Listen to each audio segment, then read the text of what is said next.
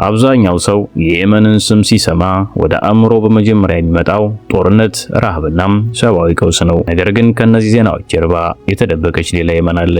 ከ3000 ዓመታት በላይ የቆየች፣ ታላላቅ መንግስታትን ያስተናገደች፣ የዓለም የቡና ታሪክን የለወጠች እናም ዛሬም ድረስ በታሪክ መጽሐፍት ውስጥ የሚገኙ ህንጻዎች ውስጥ ሰዎች በየቀኑ የሚኖሩባት ሀገር፣ በደመና ላይ እንደተገነቡ የሚመስሉ መንደሮች፣ በጭቃ የተገነቡ ባለብዙ ፎቅ ህንጻዎች፣ በምድር ላይ በሌላ ቦታ የማይገኙ እጽዋትና እንስሳት እንዲሁም የዓለም በጣም ውድ ከሆኑ የማርና የቡና ምርቶች የሚመረቱባት ምድር ይህች ናት የመን።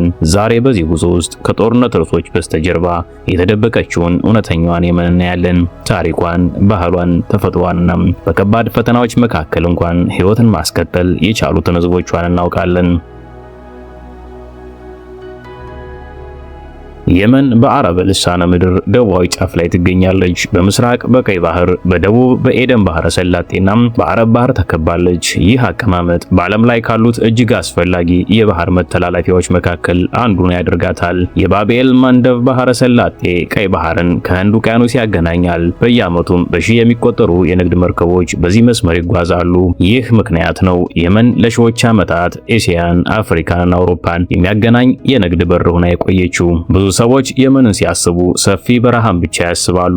እውነታው ግን ከዚያ በላይ ይለያል። በባህር ዳርቻዎቿ ሙቀት እጅግ ከፍ ሲል፣ በተራሮቿ ላይ ግን ሌሊት ብርድ ይሆናል። አረንጓዴ ሸለቆዎች፣ በድንጋይ የተሰሩ የእርሻ ደረጃዎች፣ ከፍተኛ ተራሮች፣ ሰፊ ሸለቆዎች፣ እነዚህ ሁሉ በአንዲት ሀገር ውስጥ ይገኛሉ።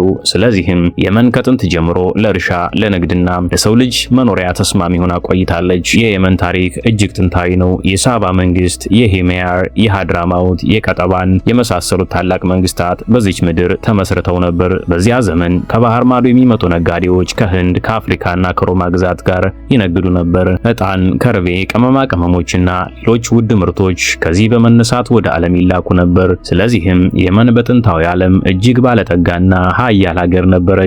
በየመን ውስጥ ያለችው እጅግ ዝነኛ ከተማ ሳና ናት። ይቺ ከተማ ከዓለም ላይ ያሉት እጅግ ጥንታዊ የሰው መኖሪያ ከተሞች መካከል አንዷ ናት። ታሪኳ ከ2500 ዓመታት በላይ ይመለሳል። ከባህር ከፍታ በላይ ወደ 2250 ሜትር ያክል ከፍ ብላ የተገነባች ስለሆነች በዓለም ላይ ካሉት ከፍተኛ ዋና ከተሞች መካከል ትጠቀሳለች። ነገር ግን ሳናን የሚለያት ከፍታዋ ብቻ አይደለም። በዚች ከተማ ውስጥ ሲገቡ ከዘመናዊ ዓለም ወጥተው ወደ መቶዎች ዓመታት በፊት የተመለሱ ያክል ይሰማውታል። ሳና በአንድ ነገር በዓለም ሁሉ ትታወቃለች። እነሱም በጭቃና በድንጋይ የተገነቡ ረጃጅም ባለብዙ ፎቅ ቤቶቿ ናቸው። አንዳንዶቹ ህንጻዎች ከ7 እስከ 9 ፎቅ ይደርሳሉ። ይህን ሲያዩ አብዛኛው ሰው እነዚህ በጭቃ እንዴት ሊቆሙ ቻሉ ብሎ ይገረማል። ነገር ግን የየመን ህንጻ ጥበብ ለመቶዎች ዓመታት የተፈተነ ቴክኖሎጂ ነው። ግድግዳዎቹ በጣም ወፍራም ስለሆኑ በበጋ ውስጣቸው ቀዝቃዛ፣ በክረምት ደግሞ ሞቃት ሆነው ይቆያሉ። ከውጭ ሲታዩ ነጭ ጌጦች የተሰሩባቸው የቡናማ ቀለም ህንጻዎች የተለየ ውበት ይፈጥራሉ። ይህ የህንጻ አቀራረብ በሌላ የዓለም ክፍል ማየት አይቻልም። ከብዙ ጥንታዊ ከተሞች የሚለየው አንድ ነገር አለ። እነዚህ ህንጻዎች ሙዚየም አይደሉም። ዛሬም ቤተሰቦች በእነሱ ውስጥ ይኖራሉ። ልጆች በጎዳናዎቹ ይጫወታሉ። ሱቆችም ይከፈታሉ። ሰዎች ወደ ስራቸው ይሄዳሉ። አዛውንቶች በበሮቻቸው ፊት ተቀምጠው ይወያያሉ። በሌላ አነጋገር ሳና ታሪክን የምታሳይ ብቻ ሳይሆን ታሪክ እስካሁን የሚኖርባት ከተማ ናት። የሳና ጎዳናዎችን ሲያቋርጡ ወደ አንድ ግዙፍ ጥንታዊ ገበያ ይደርሳሉ። ይህ ሱቅ አልሚልህ በመባል ይታወቃል። ለብዙ መቶዎች ዓመታት የንግድ ማዕከል ሆኖ ቆይቷል። በጠባብ መንገዶች ውስጥ ሲጓዙ የቀረፋ፣ የካርዳሞም፣ የዕጣንና የተለያዩ ቅመማ ቅመሞች መዓዛ አየሩን ይሞላዋል። በየሱቁ የሚገኙት ዕቃዎች ብዙዎቹ በእጅ የተሰሩ ናቸው። አንዳንዶች የብር ጌጦችን ይሰራሉ፣ ሌሎች የቆዳ ስራ ይሰራሉ። አንዳንዶች ደግሞ የየመንን ባህላዊ ጃምቢያ ጩቤዎችን ይቀርጻሉ። እነዚህ ሙያዎች ከአባት ወደ ልጅ ከአያት ወደ የልጅ ልጅ ለብዙ ትውልዶች ተላልፈዋል። ብዙዎቻችን ሞካ ቡና የሚለውን ስም ሰምተናል፣ ግን ይህ ስም ከየት እንደመጣ ብዙ ሰዎች አያውቁም። ሞካ የሚለው ስም በየመን ምዕራባዊ ጠረፍ ከምትገኘው የአል ሞካ ወደብ የተወሰደ ነው። በ15ኛውና 17ኛው ክፍለ ዘመን መካከል ይህ ወደብ የዓለም ትልቁ የቡና መላኪያ ማዕከል ነበር። ከዚህ ቦታ የወጡት የአረቢካ ቡናዎች ወደ አውሮፓ፣ ወደ ምስራቅ አገሮች እንዲሁም ወደ ሌሎች የዓለም ክፍሎች ተላኩ። ስለዚህ የመን የዓለም የቡና ባህል እንዲስፋፋ ትልቅ ሚና ተጫውታለች። ዛሬም ድረስ የየመን ገበሬዎች ቡናቸውን በከፍተኛ ተራሮች ላይ ያበቅላሉ። እርሻዎቹ በድንጋይ ደረጃዎች ላይ ተሰርተዋል። አብዛኛው ስራ በሰው እጅ እንጂ በማሽን አይደለም። ቡናው ከተሰበሰበ በኋላ በፀሐይ ይደርቃል።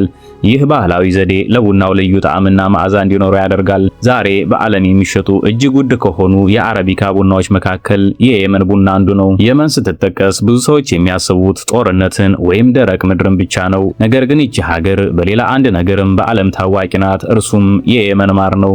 በየዓመቱ የሲደር ዛፎች ሲያብቡ በሺዎች የሚቆጠሩ ንብ አናቢዎች ወደ ተራሮቹ ይጓዛሉ። እዚያም ከሲደር አበባ የሚሰበሰበውን የተለየ ማር ያመርታሉ። ይህ ማር በጥራቱና በንጽህናው በዓለም ላይ ታዋቂ ነው።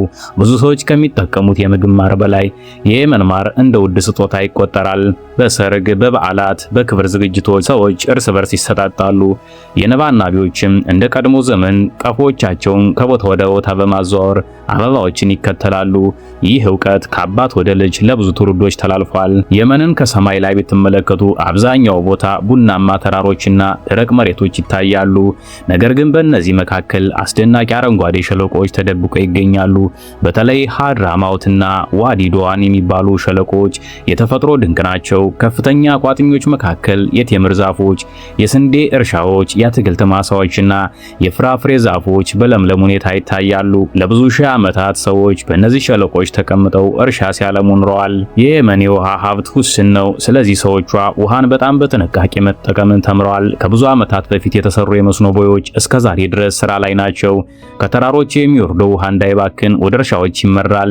በዚህ ምክንያት የደረቅ ምድር መሃል አረንጓዴ ሕይወት ቀጥላለች። የሀገርን ባህል ለማወቅ ከምግቧ የተሻለ መንገድ የለም። የየመን ምግብ የአረብ ሀገሮችን የአፍሪካና የደቡብ ኤስያን ባህል አጣምሮ ይዟል። በጣም ዝነኛው ምግብ ሳልታ ነው።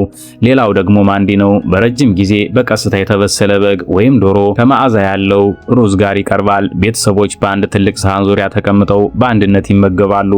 ይህ የምግብ ስርዓት የቤተሰብ አንድነትና መተሳሰብን ያሳያል። ከዚህ በኋላ ጉዟችን ወደ የመን ከፍተኛ ተራሮች ይወስደናል።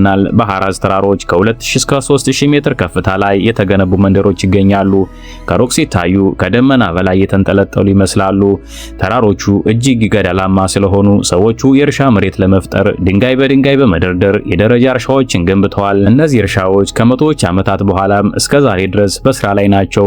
ቀን ፀሐይ ብትሞቅም ሌሊት ግን ብርድ እጅግ ይጨምራል። በዚህ አስቸጋሪ አካባቢ የየመን ሕዝብ ለብዙ ትውልዶች በተፈጥሮ ጋር ተስማምቶ መኖርን ተምሯል። ከየመን ዋና መሬት በመቶዎች ኪሎ ሜትር ርቃ በአረብ ባህል መካከል አንድ ደሴት ትገኛለች። ብዙ ሰዎች ይህችን ደሴት ሲመለከቱ ይህ ምድር ላይ ነው ወይስ በሌላ ፕላኔት ብለው ይጠይቃሉ። ይህች ደሴት ሶኮትራ ትባላለች። ሶኮትራ ከአፍሪካና ከአረብ ልሳነ ምድር መካከል ትገኛለች። ለሺዎች ዓመታት ከሌሎች የዓለም ክፍሎች ተለይታ ስለኖረች በሌላ ቦታ የማይገኙ በርካታ እጽዋትና እንስሳት እዚህ ብቻ ተፈጥረዋል። ሳይንቲስቶች የህያው ተፈጥሮ ሙዚየም በማለት ይጠሯታል። ከሶኮትራ የሚገኙት እጽዋት ከሶስቱ አንዱ በሌላ የዓለም ክፍል አይገኝም። ሶኮትራም በዓለም ላይ የሚያስታውቃት አንድ ዛፍ አለ፣ የድራጎን ደም ዛፍ። ይህ ዛፍ ከሩቅ ሲታይ በአየር ላይ የተከፈተ ግዙፍ ዣንጥላ ይመስላል። የዛፉ ቅርጽ በሌላ ቦታ ማየት አይቻልም። ይህ ዛፍ ሲቆረጥ ከውስጡ ቀይ ቀለም ያለው ፈሳሽ ይወጣል። ስለዚህ የድራጎን ደም ተብሎ ይጠራል። በጥንት ዘመን ይህ ፈሳሽ እንደ መድኃኒት፣ እንደ ቀለም እንዲሁም በባህላዊ ስራዎች ውስጥ ይጠቀሙበት ነበር። ሶኮትራ በዛፎቿ ብቻ አትታወቅም። ነጭ አሸዋ ያላቸው ዳርቻዎች፣ ሰማያዊ ባህር፣ ግዙፍ ዋሻዎች፣ ከፍተኛ የኖራ ተራሮች፣ እነዚህ ሁሉ በአንዲት ደሴት ውስጥ ተሰብስበው ይገኛሉ። ብዙ የተፈጥሮ ፎቶግራፍ አንሺዎች እንዲሁም የዶክመንተሪ ባለሙያዎች በየዓመቱ ወደዚህ ቦታ ይመጣሉ። ምክንያቱም የሶኮትራ ተፈጥሮ በሌላ ቦታ ለማግኘት አይቻልም። በሶኮትራ ላይ ካላንሲያ የምትባል ትንሽ ከተማ አለች። እዚህ ህይወት በጣም ቀላል ነው። ሰዎች አሳ በማጥመድ ፍየል በማርባትና ትንንሽ እርሻዎችን በማልማት ይኖራሉ። የከተማዋ ታላቅ መስህብ ቤቷ ላጎን የተባለው ውብ የባህር ዳርቻ ነው። ነጭ አሸዋው፣ ጥርት ያለው ውሃ እና ሰማያዊ ባህር እንደ ህልም ዓለም ያስመስሉታል። ፀሐይ ስትጠልቅ በውሃው ላይ የሚፈጠረው ብርሃን በቃላት ለመግለጽ ያስቸግራል። ምንም እንኳ ሶኮትራ እስከዛሬ ተፈጥሯን ውበቷን ጠብቃ ብትቆይም በአሁኑ ጊዜ አዲስ ፈተናዎች እየገጠሟት ነው። የአየር ንብረት ለውጥ፣ ከልክ በላይ ልማትና የሰው ጫና ይህን የተፈጥሮ ሀብት እያሰጉ ነው። ባለሙያዎች ይህ ቦታ ለመጪዎቹ ትውልዶች እንዲጠበቅ ዓለም አቀፍ ትብብር እንደሚያስፈልገው ያስጠነቅቃሉ። ብዙ ሰዎች የመንን ሲያስቡ ጦርነትን ብቻ ያስባሉ። ነገር ግን በዚያ የሚኖሩ ሚሊዮኖች ሰዎች በየቀኑ ህይወታቸውን ቀጥለዋል።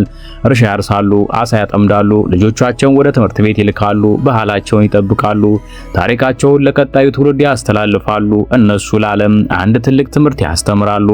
ምክንያቱም ከሁሉም በላይ የሚቆየው የሰዎች ባህል፣ ታሪክና ተስፋ ነው። እስካሁን ድረስ በየመን ውስጥ ረጅም ጉዞ አድርገናል። በሺህ ዓመታት ያስቆጠሩ ከተሞችን አይተናል። አይተናል። ከደመና በላይ የተገነቡ መንደሮችን ጎብኝተናል። የዓለምን የቡና ታሪክ የለወጡ እርሻዎችን ተመልክተናል። በዓለም ላይ በሌላ ቦታ የማይገኙ የሶኮትራ የተፈጥሮ ድንቆችን አይተናል። ነገር ግን የመንን በእውነት ልዩ የሚያደርጋት ነገር እነዚህ ቦታዎች ብቻ አይደሉም። ለብዙ ዓመታት የመን በጦርነት በኢኮኖሚ ችግርና በሰብአዊ ቀውስ ተፈትናለች። ብዙ ከተሞች ተጎድተዋል። ብዙ ቤተሰቦች ተፈናቅለዋል። የብዙ ሰዎች ሕይወት ተቀይሯል። ነገር ግን አንድ ነገር አልተለወጠም። ይህም የህዝቧ የመቋቋም መንፈስ ነው። በየጠዋቱ የጥንታዊ ገበያዎች ይከፈታሉ። የቡና ሽታ አየሩን ይሞላል። ነጋዴዎች ዕቃቸውን ያዘጋጃሉ። እርሻዎች ላይ ገበሬዎች ስራቸውን ይጀምራሉ። በባህር ዳርቻ አሳ አጥማጆች ጀልባቸውን ወደ ባህር ያስገባሉ። ልጆች ወደ ትምህርት ቤት ይሄዳሉ። ቤተሰቦች በአንድነት ይመገባሉ። ባህላዊ በዓላት ይከበራሉ። ሙዚቃ ይሰማል። ሕይወትም ምንም እንኳን ከባድ ቢሆን መቀጠሏንም አላቆመችም። ዛሬ ብዙ የየመን ወጣቶች የተሻለ ነገር ይመኛሉ። ሀገራቸው እንደገና በሰላም እንድትኖር፣ ቱሪዝም እንደገና እንዲያድግ፣ ታሪካዊ ቅርሶች እንዲጠበቁና ዓለም የመንን በጦርነቷ ሳይሆን በታሪኳና በባህሏ እንድትታወስ ይፈልጋሉ። ምክንያቱም የመን ከጦርነት የበለጠ ታሪክ አላት፣ ከቀውስ የበለጠ ባህል አላት፣ ከችግር የበለጠ ውበት አላት። ለብዙ ኢትዮጵያውያን የመን የቱሪስቶች መዳረሻ ብቻ አይደለችም። በየዓመቱ ብዙ ወጣቶች የተሻለ ስራና ህይወት በመፈለግ ወደ ባህረ ሰላጤ ሀገሮች ለመድረስ የመንን እንደ መተላለፊያ መንገድ ለመጠቀም ይሞክራሉ። ነገር ግን ይህ ጉዞ በብዙ አደጋዎች የተሞላ ነው። የባህር ጉዞ፣ የጦርነት ቀጠናዎች፣ የሰው አዘዋዋሪዎች ማጭበርበርና ሌሎች ከባድ ችግሮች ብዙ ሰዎችን ለአደጋ ዳርገዋል። የዚህ ዶክመንታሪ ዓላማ ሰዎችን ወደ የመን እንዲሄዱ ወይም እንዳይሄዱ ማበረታታት አይደለም። ዓላማችን ይችን ሀገር ከጦርነት ዜናዎች ባሻገር በታሪኳ፣ በባህሏና በተፈጥሮ ሀብቷ ማስተዋወቅ ብቻ ነው። ከየትኛውም ሀገር ወደ ሌላ ለመሄድ ከመወሰኑ በፊት የደህንነት ሁኔታን፣ የህግ መስፈርቶችንና ኦፊሻላዊ መረጃዎችን በጥንቃቄ መመልከት በጣም አስፈላጊ ነው። እንደ ማንኛውም ሀገር የመንን የሚያስደንቅ ታሪክና ባህል ቢኖራትም ዛሬ ያለችበትን የደህንነት ሁኔታ መገንዘብና በህጋዊ መንገዶች መጓዝ ሁልጊዜ የተሻለ ምርጫ ነው። ይህ ጉዞ አስደሳች ሆኖ ከተሰማዎት ቻናሉን በመከተል ቀጣዩን የዓለም ድንቅ ሀገር አብረን ጎብኝ። እስከዚያው ድረስ መልካም ጊዜም